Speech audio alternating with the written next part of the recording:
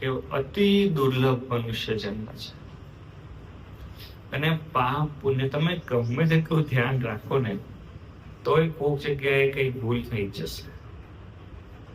એટલે પાપ પુણ્યનો ચોપડો પોતે રાખીશું ને તો બહુ અઘરો છે.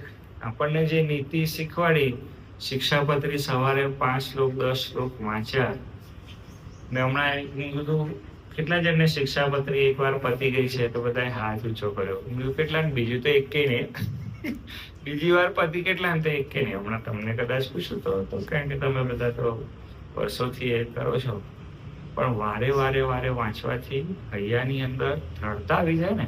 હમણાં આ સ્વામી બોલ્યા કે વિદ્વાન હોય એ પણ સત્સંગ અને ભક્તિ વિના અધોગતિના માર્ગે જાય છે. એ આટલું જ એક વાક્ય છે,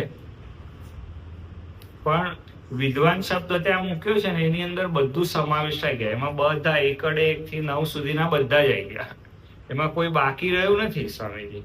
એમાં પછી આ શિક્ષાપત્રી ગૃહસ્થો માટે, સંતો માટે, બાઈઓ માટે, સધવાઓ માટે, વિધવાઓ માટે, ને ગૃહસ્થો માટે, ને આચાર્યો માટે કાંઈ નહીં. એમાં ખાલી વિદ્વાન શબ્દ મૂક્યો ને જય સ્વામિનારાયણ બધું જ આવી. અને પછી જે વાત લખી કે સત્સંગ અને ભક્તિ વિના.